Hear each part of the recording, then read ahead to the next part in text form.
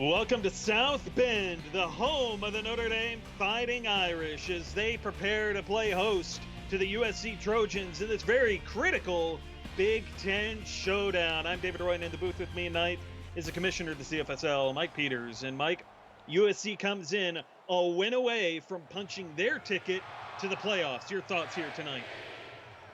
It's not going to be easy because Notre Dame wants to punch their ticket to the playoffs as well, and they need a win to ensure that they're going to go. So both of these teams fighting for their lives. Notre Dame a little bit more so than USC. It should be an interesting battle. USC will start on offense, and there you say Mason Winters, who ended up in the Offensive Player of the Year race last season, been a little bit more quiet this season. Only 388 receiving yards, 4 touchdowns, and Fox going to start the ball running and breaks a tackle out across the 40, down at about the 46-yard line with a 22-yard run. Well, it's a nice way to start off. You mentioned some of the struggles they've had offensively. Kane Robinson, Mason Winters, two guys that were big last year, and they've been more quiet this season. So it's going to be interesting to see what they can do. They've struggled a little bit on offense. They've been a little bit inconsistent. They need to get that going, especially if they want to make some noise in the playoffs. Going to go wide receiver screen to Mason Winters, but Pharaoh Thomas going to blow that one up immediately. It's 2nd and 10. Well, they try to go with the screen pass, and it looks like they're trying to open up some room to run. As you see, 8 guys in the box there. They want to try to clear them out of there. Fox going to take off and run here, gets clogged up and sacked for no gain. It's 3rd and 11. Well, the first play looked good, and now it's kind of back to the inconsistency that we've seen most of this year from USC, a team that came out, went 6-2 a year ago, finished 2nd in the Big Ten, wound up getting to the championship game. They just haven't looked like the same team, despite having a chance at the same record. Fox to throw here with a blitz in his face, and that one into traffic. Wanted Sawyer Stern, but Luke Mingus, the defensive end in coverage, to bat it away. Not the way you want to start on the road for USC. Obviously a lot of game left, but they're going to have to work out some kinks. So this punt away, and Dijon Swan, the transfer from Oregon in the offseason, on the return, and he'll get out to about the 27, where we will see Leo Asiata, who has had at least 300 passing yards in every game since week 2 and on. Well, and that hasn't been something normal for him. He's really hit his stride in his junior season. Asiata to throw here, and a little play there for Swan, who makes one man miss and then picks up 14. Well, it definitely helps when you got a guy like Dijon Swan out there to really help you get comfortable as the quarterback. He's a guy that can bail him out, can come up with some big catches, and has definitely given Asiata a lot of confidence. Asiata, quick throw to the right side. It's Pearson Gillum, and a little 3-yard gain there for the Fighting Irish. And Asiata's going to try and mix it up between all of his receivers. Surprisingly coming in, Caden St. III was the leading receiver, the running back, and then Alistair Cutt, the tight end, was 2nd. They're going to feed Caden St. III here, but it's on the ground, and he's going to pick up a modest 6. Well, he only averages about 10 carries a game and about 9 receptions, so he's a dual threat back. He can get it done both ways, but you'd really like to see Dijon Swan become a little bit more involved in the pass offense. Speed option, Asiata finds the corner thanks to the block by Swan, and that's a 13-yard run. Well, we've seen Asiata run a little bit this season. Last week, he had 2 rushing touchdowns to go along with 3 passing, and so they've mixed this in a little bit more. Asiata to throw here, and a quick throw to the tight end, Alistair Kai, who breaks through 2 tackles before Jonathan Green will bring him down, but it's a gain of 12. And again, they're mixing it around. They're going to different receivers. The surprising thing is Swan comes in only averaging 5 catches a game, but he is blowing away everybody else with a 23.2 yards per catch average. 3 games this season of over 100 yards receiving for Swan, as Asiata's 4th pass of the night falls incomplete. Well, we talked about this last week. It's been kind of boom or bust for Swan, as he's got the 300-yard games, all of them over 160, and then every other one's under 80. It's very strange. Halfback screen here, Caden St. III making some men miss, and St. down to the 5, out of bounds at the 3. Well, a nice little run there. He slips the first tackle, You know, we know a lot of guys don't like the halfback screen, but you love it when it works. And when you got a guy like Hayden St. that can not only break one tackle, but then accelerates to the corner, maximizing as many yards as he can out of that, you really got to like that if you're the Notre Dame offense. Notre Dame's opening drive has them knocking on the door of the end zone. They'll come out in a goal line set here. Handoff, St. Touchdown, Notre Dame. Easy money there. They go goal line formation, and they get great blocking up front. And St. gets into the end zone for his fifth rushing touchdown of the season, 8th overall, and Notre Dame out to a good early start. And Mike, you mentioned that St. usually averaging about 10 carries a game coming into this, and early on, a pretty sizable workload for him, and he's making it count. We'll see if they keep it up all game. That's been the big thing, is he'll have spurts here and there, but they've been very heavily reliant on the pass game, as you know, they come into the game number 2 in the league passing, but they're 12th running. So we'll see if they keep using that as the game progresses. Well, this USC offense is going to come out. They had a big play to open up the drive, a 22-yard run by Fox, and then the drive very quickly sputtered out from there. We'll see if they can fare better here on their second drive. It's Fox looking to throw. The right side, and a wide open Mason Winters gets 12. Well, if you want to solve the woes to your offense, Mason Winters is a good guy to go to. You know, he's coming in with less receptions and about half as many yards as Dijon Swan. You don't want to see that from your primetime wide receiver. So we're stern in motion, handoff. Robinson finding the crease on the counter run, and he's going to work his way out to about the 45-yard line, picking up 7 there. Well, it looked a little goofy because he was running all the way towards the sideline, but he just saw defenders up front and was hoping that he could maybe get around the edge. When he realized he wasn't going to, he just got what he could.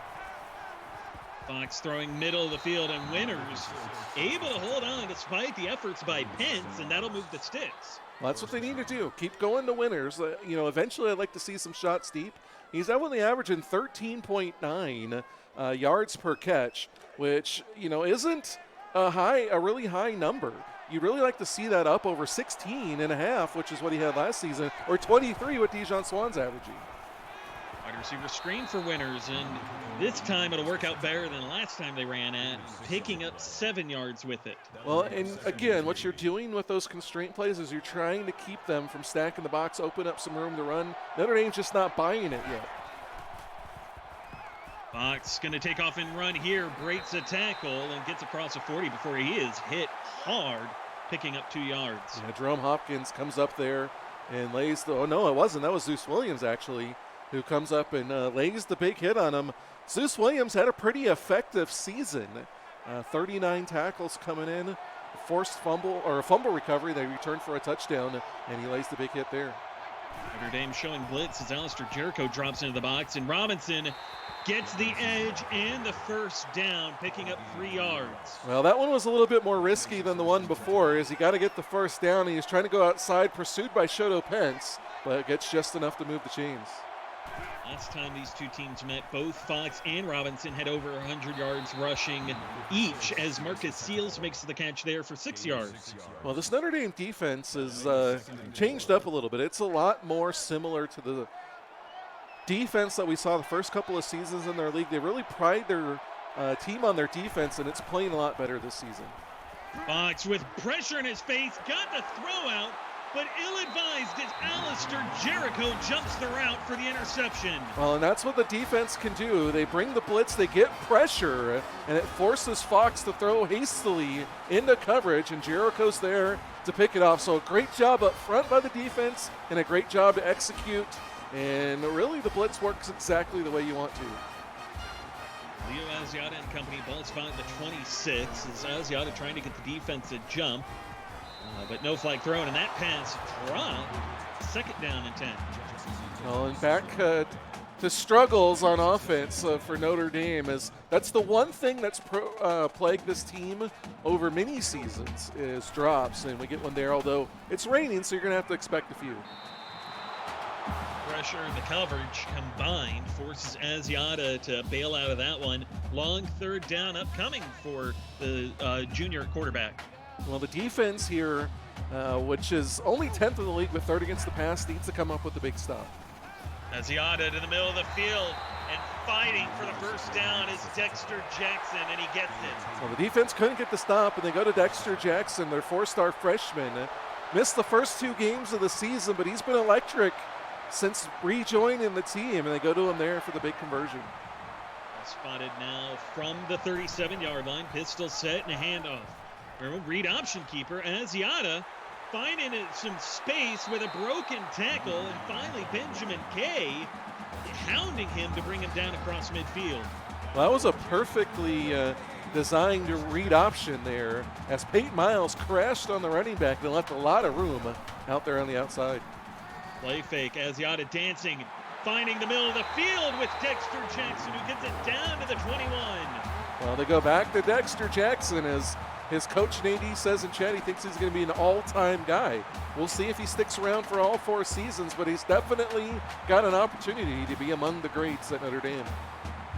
It's interesting, too, because he's playing in that wide receiver 2 role right now with Dijon Swan being that main guy. And stealing a lot of the coverage is Caden St. III breaking tackles. He just gets back to the line of scrimmage. Well, we talked a lot about Caden St. He's not the biggest guy. He's kind of a little guy. Honestly, he's really thick in the lower body, though, so he can break some tackles. That could run you over, but he'll break them, and he does a good job there of not losing any yards. Blitz coming, that pass into traffic. Looked like Asiata was going for Gillum, even though Swan was the open receiver. Well, and Terrence Goldsberry was there and gets his hands on it. He's already got 2 picks from 4 passes defense this season. I don't know if that's a guy you want to pick on. Asiata to throw again, pressure coming in the form of a blitz, and that pass finds Alistair Kai down to the 1. What a pass there as he was getting pressure. Didn't have the greatest pocket presence there as he panicked a little bit, but he shows off that cannon of an arm, and he fires a dart in there for Kai to get the 1st and goal inside the 1. Once again, the Notre Dame offense knocking on the door here. Single back set, 2 tight ends, a 3-step drop, and a leaping attempt at the catch, but it falls incomplete. Yeah, I get that you don't want to be predictable, and he came out in the goal line. You ran it with Caden St. last time, but, don't get too creative inside the 1. 10th play of the current drive, and the longest drive of the night so far, as Caden St. III gonna run it in for his 2nd. Well, the interesting thing about that is you saw Asiata make an adjustment at the line, and me up here in the booth, I'm thinking, okay, they're gonna pitch it to the left, but they don't. They just run it up the middle, and they might have confused the defense a little bit as well. Notre Dame, their first 2 drives of the night, they end in touchdowns, and their long drives, both of them 8+ play drives, as Notre Dame going to put it back in the hands of Kingston Fox, who has had some struggles so far here tonight. Well, he's going to need to figure it out quickly. As we saw last week in Miami's 17-point 4th quarter comeback, it's not over until it's over, but you don't want to play from behind the whole game. It just makes things more difficult. You're always under a little bit of pressure because you're always playing from behind. It's affecting your play call, and you want to start going on a little run of your own, getting some stops and scoring some touchdowns and making this a more even game. Fox throwing here, that pass incomplete, looking in the direction of Marcus Seals that time, and it's now 2nd and 10. Well, Jericho almost comes up with a 2nd straight pick, and that would have been disastrous for the Trojans. On the gun, trips punch to the right, Fox to throw. Standing in, and he is forced to throw that one away due to the pass rush, and now very quick, another 3rd and 10. Yeah, things are just not going really well right now for USC, and they've got to really figure out what they're doing and kind of try to establish an identity, which they really haven't all season. That's a throw here to the middle, and making the catch and picking up the 1st down is Seals, who had the drop on 1st down. Seals is kind of one of those guys that's been a little bit underappreciated on this team, but he's come up with some big catches when they needed to, and he gets one there. Midline read, Kingston Fox collides with Kane Robinson, and still Fox able to find 8 yards with the carry. Well, the walk-on defensive tackle Carlos Hill comes charging through there, completely takes the wrong guy, over pursues it, then slips trying to get back. Great run there for USC. Fox play fake, Three-man rush. That throw down the middle of the field. Wide open Seals. Down inside the 20. Well, and this is the one thing that can happen when you're going to a lot of run plays, a lot of read options, some constraint plays with those wide receiver screens. All of a sudden, the defense gets a little lax in the secondary because they're not getting any work, and then you fire one down the middle for a big play. The last time that USC was able to get across midfield, got down to this same part of the field, Kingston Fox turned it over, looking to avoid that and come away with points. Ball spy from the 18, and Fox on the triple option. Seals breaks one, fighting to get to the 10. He'll be out of bounds at the 9. Well, the one thing that this offense has really done is they've kind of been a different man every week kind of mentality. Last season, it was very much about Mason Winters and Kane Robinson late. Neither one of those guys have had big seasons, but they've had Tim Cope, who's been huge. Seals has had his moments, as has Sawyer Stern, and we're seeing Seals breaking out tonight. Seals comes into the backfield, and they use him on the triple option. The pitch, Robinson trying to go outside, and he gets stood up by Jackson Stone, a yard short of the first down. Yeah, Robinson just doesn't look like himself this year. Again, he's trying to go out around the block instead of just turning it upfield to get what he can, and it costs him a first down. Been one last play of the quarter, more than likely. It's the read option keeper, Fox, fighting, and he's got the first down, picking up 2 there. Well, you sure jinxed them by saying it was going to be the last play, as they didn't get the touchdown and stop the clock. Well, that is how we end the first quarter. Notre Dame up by 14 early, but USC on the verge of cutting into it. You're watching the CFSL on PX1 Sports on YouTube Live.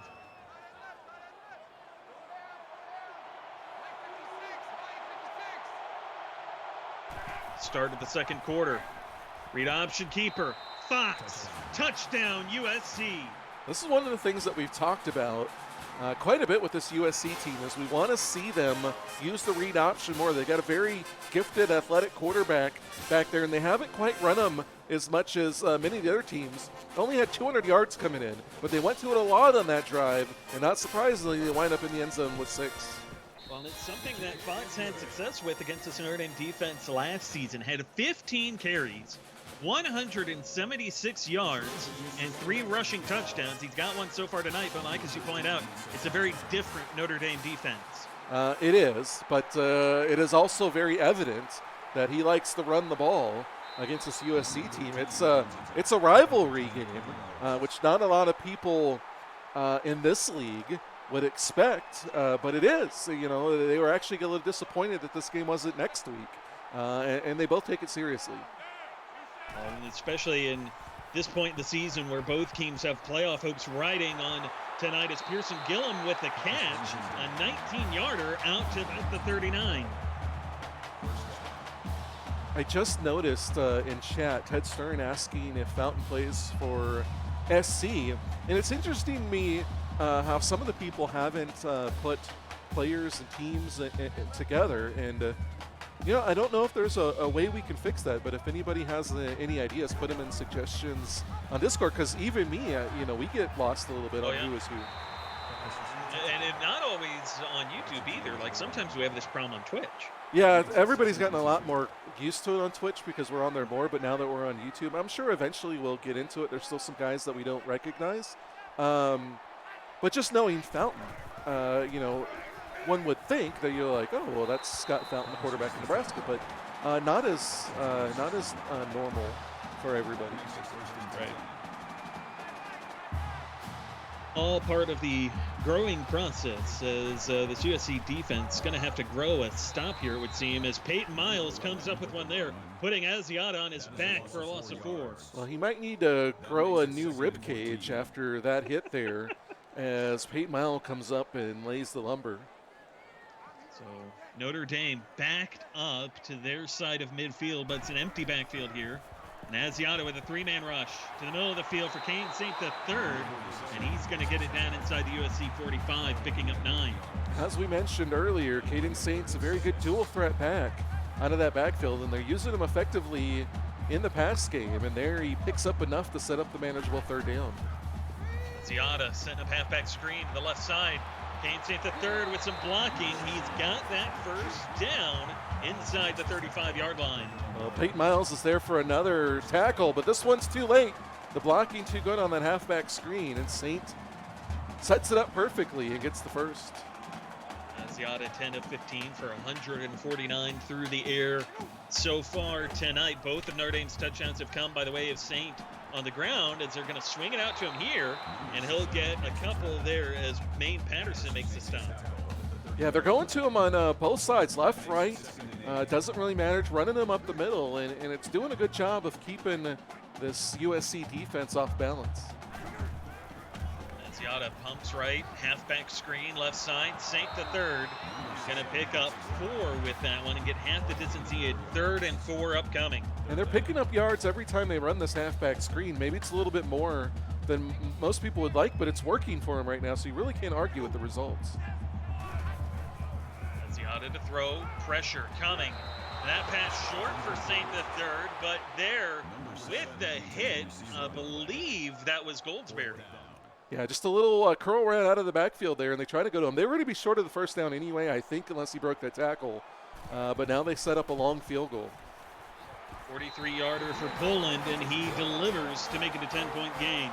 Poland's 11th field goal of the season, 11 of 15. So he's rebounded a little bit from some struggles he's had earlier in his career when he was at Oregon. And he makes it. It's back to a 10-point lead now for Notre Dame. We'll see if they can hold it or if USC takes a step in cutting into it even more. Mason Winters, decent return out and across to the 32-yard line, where Kingston, Fox, and company, as you said, looking to continue to find a way to cut into this lead. Trips right, and they're going to throw the bubble screen for Marcus Seals, and he'll get 5 yards to open up the drive. Well, again, this is what they're doing, not only to try to open up the run game, but open up those deep passes over the middle, which we saw him get on the last drive. And so that's something to keep an eye on later on in this drive or maybe the next drive as they're trying to stretch out this defense. Back to the sideline there, Seals able to get a foot in, but he's still short of the first down. Now, yeah, it wasn't the greatest pass. They're going to take a look at it here. Let him a little bit too much, but again, the wet ball out there is going to make things a little bit more tricky. It's going to be really close and incomplete. Well, I don't know. That left foot might have drugged it before that right foot hit.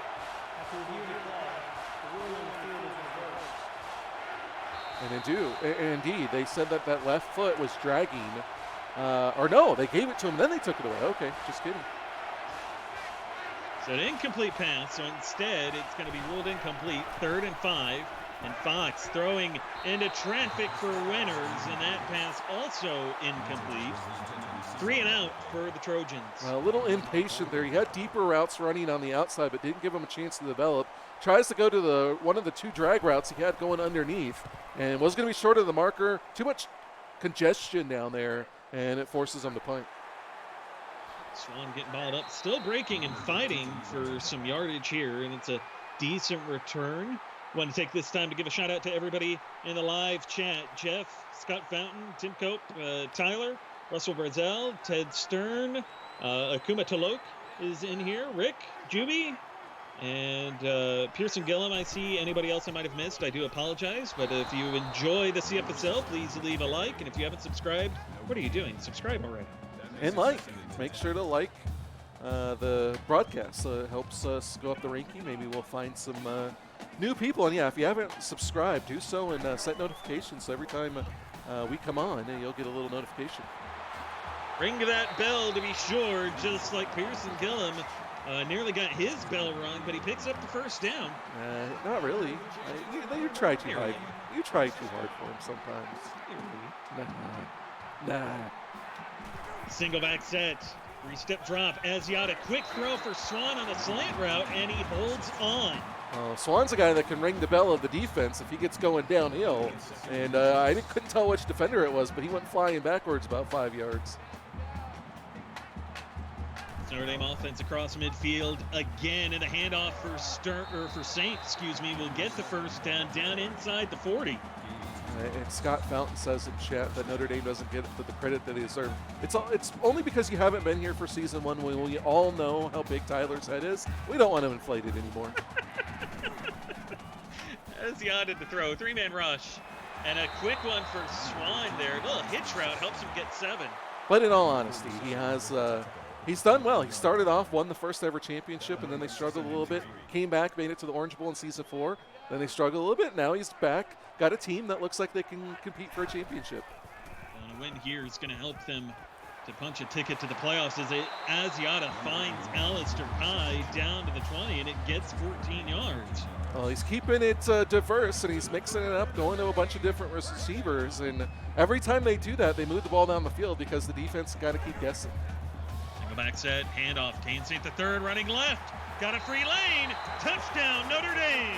The thing I love about Caden St. III, especially in this game, is how he's always taking the proper angles. He's going for the corner of the end zone, making as much room as possible for pursuing defenders. And that time, he forces the defender chasing him down, Digby Krause, to have to come as far as he has to. Then he turns his body into him and powers his way in for the touchdown. Great drive there by Notre Dame. The story coming into tonight was the prolific passing of this Notre Dame offense, but the story tonight has been Kane St. III and his 3 rushing touchdowns. It's a huge night. 3 rushing touchdowns is pretty big. Doesn't have a ton of yards, but he's been effective both in the run and pass game. Some winners followed up on the return, gets across to the 31-yard line, and like USC staring at a 17-point deficit. What do they have to do to climb back into it? Well, I think using Kane Robinson would help. They haven't really used him much. And I think much like what Notre Dame's doing, you got to get your running game going at least a little bit. Robinson had his first 100-yard rushing game last week against Oregon as Mason Winters drops that pass over the middle. Well, not only is it raining, which is making the catches a little bit more difficult, but they're also throwing in a lot of coverage, which isn't helping out the receivers. Bunch to the right, Fox throwing to the right sideline. There's Seals, but he's ruled out of bounds, incomplete. I thought he might have got his foot in, but they're not going to review it. So interesting there. Now another long third down for USC. Blitz being shown by the Notre Dame defense, and Stern gets motion to that blitzing side as Fox under duress flings it downfield in a leaping grab for Winters. What a throw. The pass rush got through there, and he kind of threw it with it in his face, but he shows off his arm strength and throws a great pass out there. Winters does a great job making that catch. Just a terrific all-around conversion there for USC. This looked like a flick of the wrist for Kingston Fox to get it down there.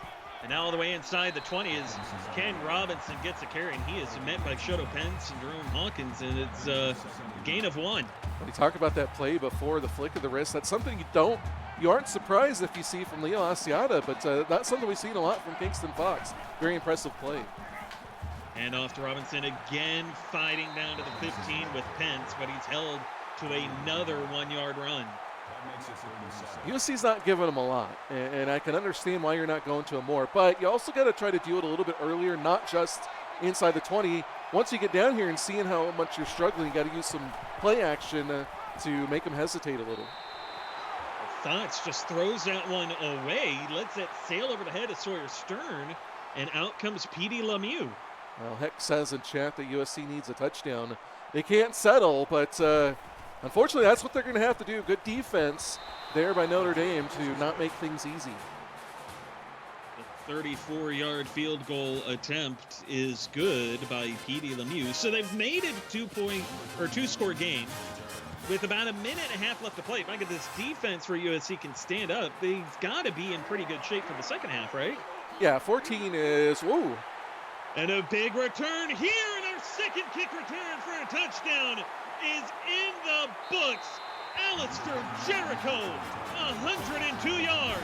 Well, we saw it on Friday night as Tom Pence was the first one to return a kick for a touchdown this season, and it came in week 6. I said that we could easily see 5 or 6 over the last couple of weeks of the season. We get our second one here, so on back-to-back days of football action, we get touchdowns return or kicks returned for a touchdown, and Notre Dame doing everything they can to keep themselves out in front and put all kinds of pressure on USC. The whole thing I was saying about USC being okay with down 2 scores, that just went out the window. Well, now they're in the spot where they have to match the largest come-from-behind win that we've seen. in this league. We've seen bigger come from behinds, but nobody's ever come from behind by more than 21 and actually won the game. And so we have seen it a few times, though. But USC is going to have to really put it together if they want to be the next team on that list. Mason Winters was trying to respond to Jericho's kick return for a touchdown with one of his own, and it's telling that both kick returns for a touchdown this season have been by defensive players, as Fox, a quick throw there for Seals, gets 5 and a timeout called. Well, good sportsmanship being shown by USC in chat, as now they're alleging that Notre Dame paid off someone to get the win. Fox to throw, quick one for Stern, breaks one tackle. The ball comes free and Notre Dame recovers. When it rains, it pours, David, and right now it's raining not only on the field, but on the hopes of a conference championship for USC. Yeah, because that was still very much in play, and even with the loss tonight, it still could be, but they're going to be rooting hard against Nebraska for the next 2 weeks. Definitely, they don't want Nebraska, but with this win, theoretically, with Notre Dame, then they would have the tiebreaker over USC as well. So USC's title hopes would go out the window with the lawsuit. It does, and still an opportunity to make the playoffs next week, although you don't want to drop the next 2 for that to be the case. Well, yeah, they definitely need a win to guarantee themselves a shot in the playoffs, but you don't really want to go in stumbling, but sometimes, hey, there's good teams in this league, and sometimes, good teams just bring it to you. And we saw it with Nebraska 2 out of the last 3 weeks, blowing out Ohio State and Texas. Not any weeks in this season are easy anymore, and USC is just finding that out the tough way tonight. So the 13-yard play on the previous one for Swan sets up the 6-yard halfback screen there for Kane St. III with a minute left in the half. And Tyler Hoyt pointing out Jericho's got an interception, a forced fumble, a kick return, and a touchdown already in this game. So are we saying that we can just hand him Defensive Player of the Week and be done with it? Well, I didn't see who caused that fumble. I'm assuming that he did, and that's correct. But going to be hard to top that. Asiata gets a run down inside the 10, first and goal, handoff for Saint, and he'll get 2 yards. Well, and at this point, you just want to be conservative here. Take time off the clock and make sure you get at least a field goal. Asiata to throw, and it'll go short. Kane St. III Whoa, fighting come on. for the end zone, but he's down at the 1. That should have been his 4th touchdown of the first half. Now I want him to give it to him on a handoff. Asiata to throw, dancing in the pocket. Shakes off the sack and then throws it through the back of the end zone for 4th and goal. Well, it looked like he might have found Dijon Swan back there, but winds up throwing it away. And again, the field goal is not the worst thing in the world here because a 24-point lead at the half is huge. The chip shot, it's just an 18-yard field goal, but Mike, as you said, a 24-point lead on a night where it's not only raining, it's pouring on USC. Well, yeah, the onslaught of Notre Dame offense is not helping them out, and their offense for USC doesn't look necessarily in rhythm. They've got playmakers out there that can make things happen. Tim Cope, we haven't seen him much at all tonight. Mason Winters, it's been a lot of short stuff. So they have some explosive guys out there, but they haven't shown any indications that they've got what they need to come back. We'll see if the second half proves to be different. You get a quick throw there for Marcus Seals, and it picks up 12. But keep in mind, USC came in to this game as 5.5-point favorites over Notre Dame as Fox sailing it downfield, and that pass broken up. Well, and we talk about the implications of this game, and we talk about Nebraska. Notre Dame has the tiebreaker over Nebraska. So now, assuming they hold on and win this game, they need Nebraska to lose one of their last 2 games for Notre Dame to take the Big Ten crown. So that is the scenario so again, Notre Dame going to be cheering against Nebraska definitely this week, and it's, next week if they win this week against Michigan, as Seals picks up 15. Fox going to try to take off a run, and he's going to get sacked. Right now, everything going Notre Dame's way. Pence getting in, first sack, 5th tackle. Just a very dominant performance in this first half. Fox to throw. Wants the end zone, the Hail Mary to end the half. And it's a jump ball, and it's intercepted at the 1. 3 turnovers for USC in their first half, and Alistair Jericho came down with it. If that didn't solidify player of the week, it means we're in for a really crazy week, because what a half Alistair Jericho had against USC. Potentially a forced fumble and fumble recovery. We'll have to double check the box score in that one, but the kick return for a touchdown, and Mike, it has been a rough half for USC fans. Hasn't been a good one for sure. Not one that they were hoping to turn out for. Anybody that made the trip from Los Angeles to USC is being disappointed right now, and it's really been all about the diversity on offense from Notre Dame and the defense for Notre Dame. Caden St. III, we can't really say enough about him, as he's got 3 rushing touchdowns. Hasn't had the most yards, but he's been converting inside the end zone, been very effective when he's gotten the ball through the pass game. But Alistair Jericho's putting on a performance. He's got a kick return for a touchdown, a couple interceptions, theoretically forced the fumble. We'll see who they credit it to, but everything just going Notre Dame's way right now. You see it there in the offense. Passing yards in Notre Dame's favor, obviously. Rushing, time of possession, and obviously the 3 turnovers by USC, which is hurting them. And at this point, Notre Dame, Mike, they're in full control of this game, and the win solidifies, in theory, their playoff berth. Well, they should be in regardless if they make the playoffs due to the tiebreakers that they would have. So a win here should definitely give them that. Then it's just rooting against Nebraska so that they can take home the Big Ten crown and get that first round bye. But, we said a little bit about it earlier, and we joked about, giving Notre Dame credit. But, it is interesting to see. And, for people that have been here from season 1, seeing them win in season 1, seeing them get to the Orange Bowl in season 4, and then now seeing them come out with a really dominant performance here. They also did the same against Oregon earlier this year. It's nice to see, and it's, for those that turned in for Michigan, granted Michigan wasn't here in season 1, but they were in season 2, and, it's nice to see the Rolodex, so to speak, of success go through different teams. And you keep in mind, too, that Notre Dame started the season 0-2, and 0-1 in conference. They lost that close one to Ohio State back in week 2. Well, they took a lot of heat, too, because Nighthawk proclaimed before the season that they were going to be the season 7 champs. And then Horns Nation, among others, wasted no time jumping and chiding them for that. But, again, give it credit. They've said that they were going to be back and that they would find their way into it, and they have. And now they've got an opportunity here with a little bit of help from Nebraska's opponents to win the Big Ten and get a first-round bye.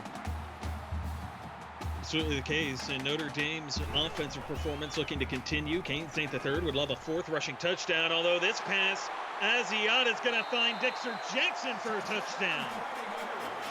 Wow. At this point, I don't really know what to say, because every time we keep thinking that maybe USC's got an opportunity to come back, Notre Dame just drives another nail into the coffin.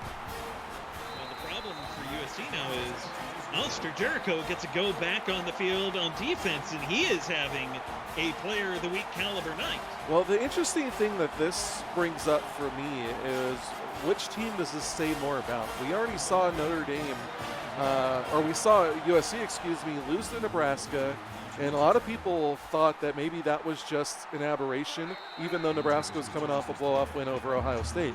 But now Notre Dame is not only beating USC, they're beating them badly. And so, we talked about USC had an opportunity to finish 6-2, which is what they did last season. This team just does not look like the same team it was a season ago. And now you really got to think, even if they do make the playoffs, can they make any noise? Mike's going to step up and throw, and not going to make any noise with that throw. But, Mike, it's interesting that you point that out, because it brings to mind for me what we saw from USC against Michigan. They struggled with Michigan a few weeks ago. Well, even their wins haven't necessarily been the most impressive. And, I hate to keep beating that drum. It looks like a different team, They changed schemes, both offense and defense, from a season ago. And that really could be what ultimately is coming back to bite them, as they're not finding the continuity on either side of the ball this season. The halfback screen there is not going to pan out. Robinson driven backwards. And so a 3-and-out for Kingston Fox in this USC offense. And now the question becomes, Mike, how high can Notre Dame score here? Well, they somebody said in chat that they might be going for a 60-burger, Russell Brazell. Well, they're a long way away from that. And I don't know that Notre Dame really cares, but I do think they want to put up 50 for sure. Swan gets across midfield. On that return, we want to take this time to remind everybody this is only part one of a CFSL doubleheader tonight. The next game also staying in the Big Ten, Texas and Oregon going head-to-head. And that one's a big one, especially with the outcome of this tonight, because in theory, both teams have their playoff lives on the line.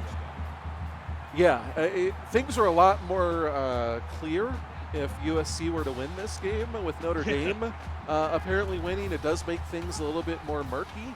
Texas has the tiebreaker over Notre Dame. Oregon does not. Wow, what a run by Caden Saint. And then he goes airborne there before finally getting run down. But things do get a lot more murky because now a lot of tiebreakers can come into play. Oregon, out of the two teams, probably needs the win the most, but neither one of those really can afford losing. Going back to Caden Saint the third here, he gets decked by Goldsberry, losing 3 yards. And you mentioned we're at that point in time where playoff scenarios are just crazy. And the Big Ten is a lot crazier this season than it has been in the last couple. Well, yeah, Ohio State was the dominant team the last couple of seasons. There was really no question about there. And then last season it was a foregone conclusion that USC was going to be second. And now this season, everything's up in the grab. We're not going to find out, presumably, who's going to be the Big Ten champ until maybe next week. We'll see what Nebraska does against Michigan this week. But and I don't think any of the playoff spots are going to be solidified until next week. So it's been very crazy. We talked about it earlier in the day that people didn't like the playoff system or the bowl system because it was too confusing. This was way more confusing. This has been a lot more confusing, especially this season, because there's just a lot more scenarios at play than there has been in seasons past, especially for the Big Ten and even for the SEC this season.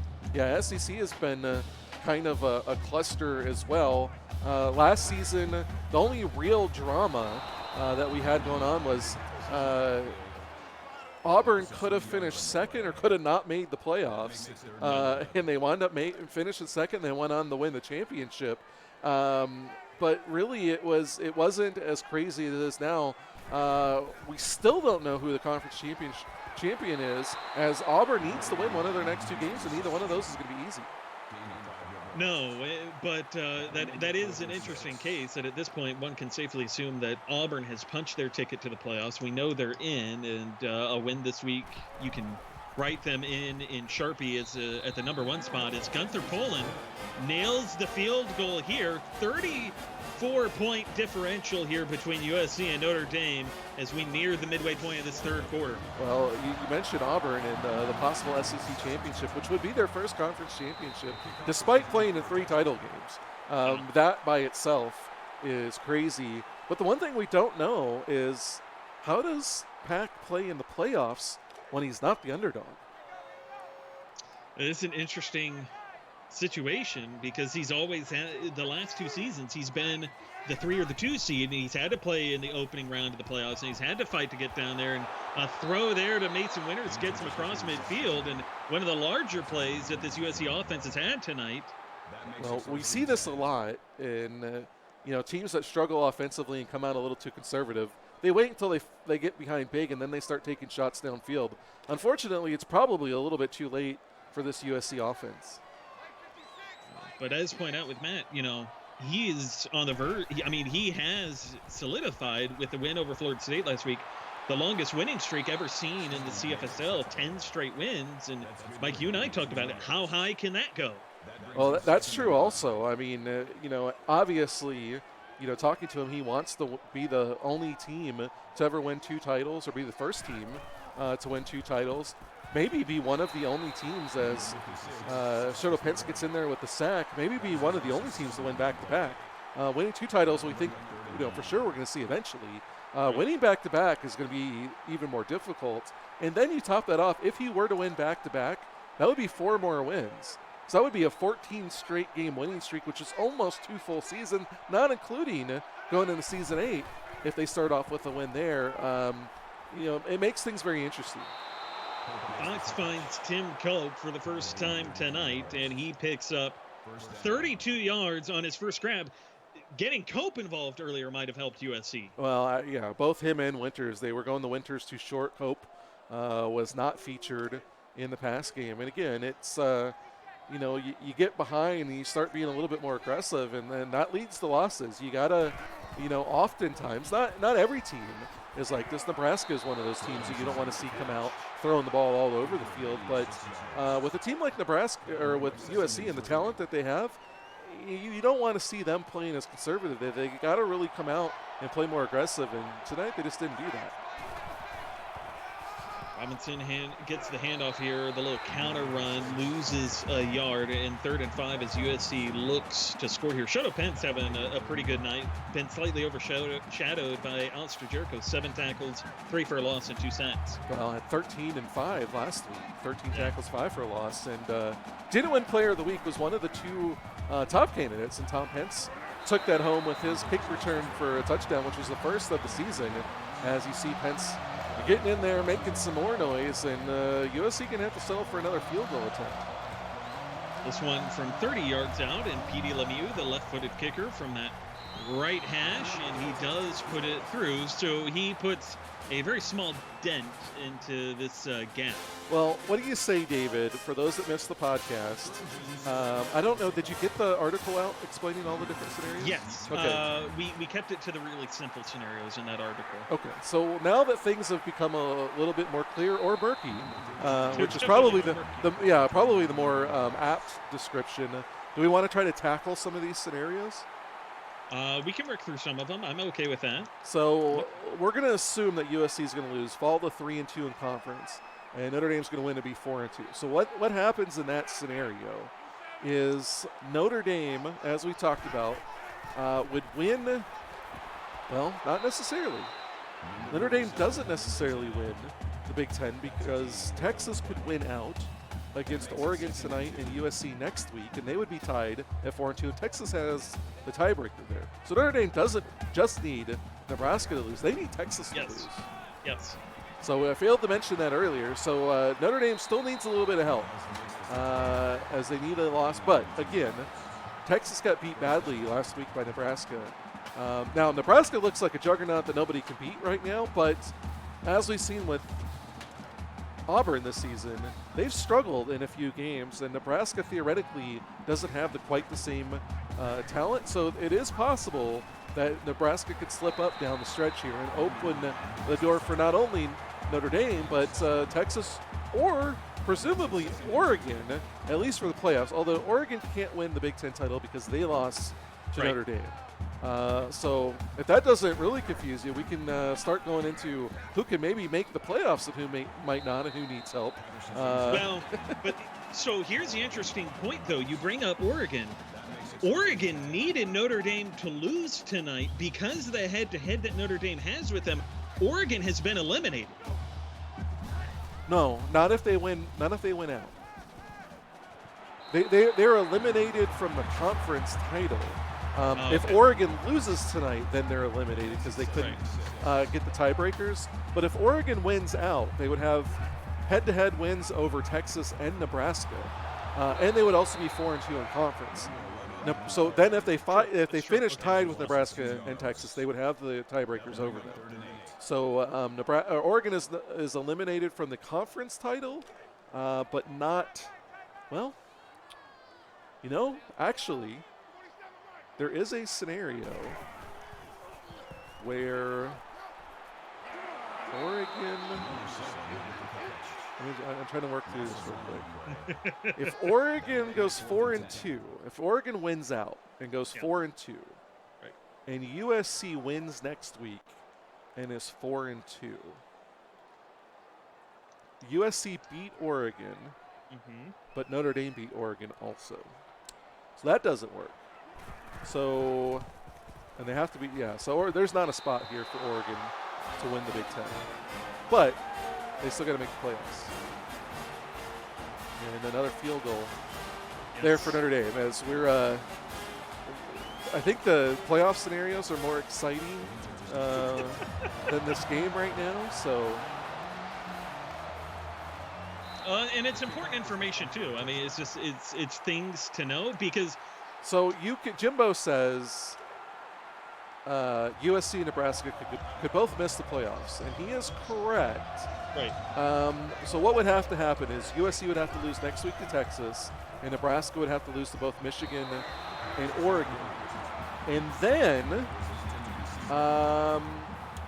let's see, Texas would need to win out because they would lose a head-to-head tiebreaker with Nebraska, and Oregon would need to win out, which would mean, well, they both can't.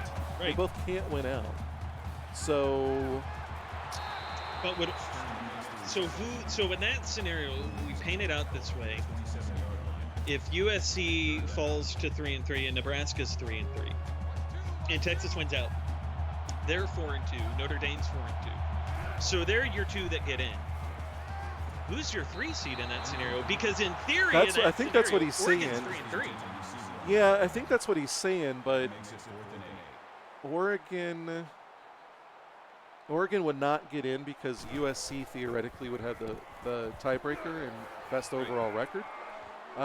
So I can't see a scenario where both USC and Nebraska could both miss the playoffs.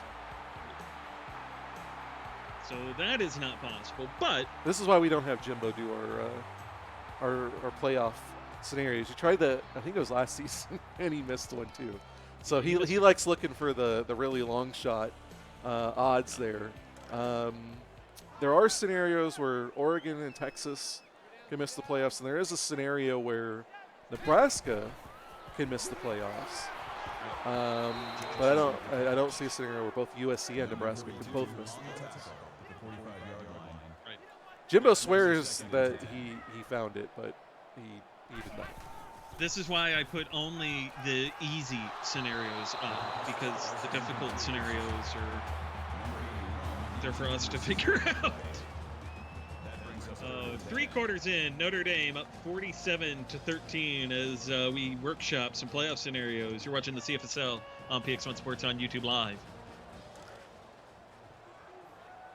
So Jimbo, as we start the fourth quarter, is saying that there's 4-4-2 possibilities still alive. But that's not with USC.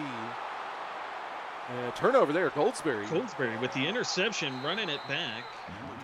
So, okay, yes, there could be 4 teams at 4-2, but that doesn't make Nebraska and USC both miss the playoffs, which is what you said. Because if Nebraska winds up at 4-2, then that means that Texas would have to be 4-2. Well, not necessarily. I guess Nebraska could win this week and lose next week. Texas could be 4-2.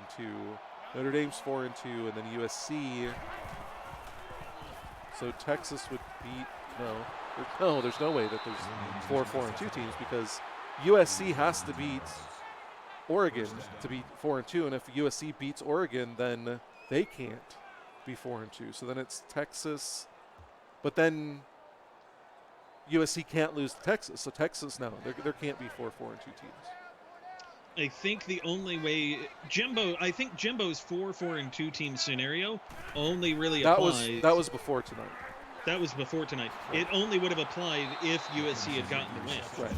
Then there was a possibility, but now with Notre Dame winning this one, which I'll go ahead and say yes. Jimbo, I don't need to see your sheet because I already know what's wrong. Yeah, with Notre Dame winning tonight, it's impossible to have 4-4-2 teams. Right. And even if there was, Nebraska still has the tiebreaker over USC and Texas, so they wouldn't miss out. Right. And USC USC could miss out, but not both Nebraska and USC. But there's no way. Notice how it's not the scenario that he brought up last night when we had the powwow. He did not bring this up? He did not bring So up he sat down after your powwow to make sure you had all of the playoff scenarios accurate and correct, and then he said, you know what, let me put the research in after that. to come up with these, and then still gets them wrong. See, they're saying it in chat. No, this is a new one. It's wrong. No, I'm looking at the standings. Yeah, it's not possible. No, it's not. It's impossible to have 4 4-2s because USC to go 4-2 has to beat Texas, and then Oregon has to beat Nebraska. It's impossible. You can't get 4 4-2 teams with that happening.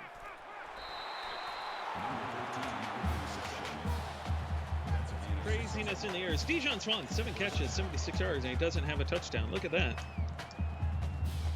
He is saying it's possible. Dude, He's pounding the table. I'm telling you, it's not. I'm looking at the standings, and I made the tiebreakers. I know it's impossible. There's 4 3-2 teams right now, and it's impossible. Or there's 4 teams that only have 2 losses right now, or actually 5 teams. But for USC to go 4-2, Texas has to lose, which eliminates them. For Oregon to go 4-2, they have to beat Nebraska, which still keeps them in it. And then, let's see, Texas has to lose. Oh, so right. USC, Oregon, Nebraska, Notre Dame could all be 4-2. That's possible.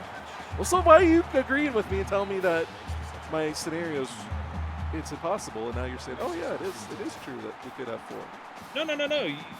I didn't see the so Oregon, Notre Dame, Nebraska, and USC. Yeah, if it's USC, Notre Dame, Nebraska, if it's USC, Notre Dame, Nebraska, and Oregon, they could all go 4-2. Yes, true. Now he's happy. We finally figured it out.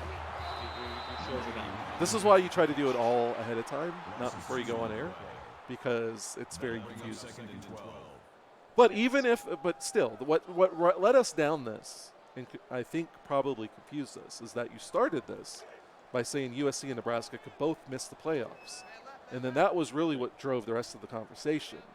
And I think that is where it kind of because even in that that's scenario, not possible. Because if there's 4 4-2 teams, either USC or Nebraska is getting in. Right, like they can't both miss. Right. But 4 teams could finish 4-2. Yes. Very long odds there, but it could happen. Playoff scenarios are a part of football, so this is what comes with the territory. Well, college football. So Kenny says too much thinking. I believe Kenny was one of the people in favor of the bowl system, because yes, the last year of the bowl system, it was very confusing, but you were only trying to figure out the first and second team. Now we're trying to figure out 6 playoff spots. And Caden Saint! 4th touchdown run of the night for Caden Saint III. Well, despite, and they also get the 50 burgers, so despite what has been a game that is being talked about for playoff scenarios much more than its on-field competition, Caden Saint has made a name for himself in this game. 4 touchdown runs for Caden Saint III. There's a defensive performance by Alistair Jericho. 2 interceptions, potentially a 3rd turnover with a forced fumble. We'll have to double check to see who they gave credit to the forced fumble to. Oh, and by the way, Alistair Jericho had a 102-yard kick return for a touchdown in the first half. Jimbo, while you're figuring out playoff scenarios, did you happen to figure out the scenario in which Ohio State could make the playoffs? Wait a minute. You're telling me there's a chance? No, they're eliminated. There's not. They're out. No. Michigan's out of it too, by the way. Well, which is strange, because they could, if they were to win the next 2 games, they could finish 3-3. Right. However, and we didn't write this down, which is probably our bad. We should have yesterday when we were going over this, or Saturday. Yeah. Even though they can finish 3-3, the lack of tiebreakers they would have over teams, and the fact that they were 1-5 right now and they would be 3-5, would if it came down to tiebreakers, they would lose it on having the worst overall record. So yeah, Michigan. And it's weird too, because when you look at the SEC, Miami's sitting at 1-3, and there's a path for them to make the playoffs. They're not out of it. Yeah, a little bit different scenario over there, because that scenario includes Auburn winning out. But Yeah, here it's a little bit more muddy, and I think part of the reason is that both Nebraska and USC, the worst they could finish is 3-3. So if they finish 3-3, Notre Dame would be 4-2.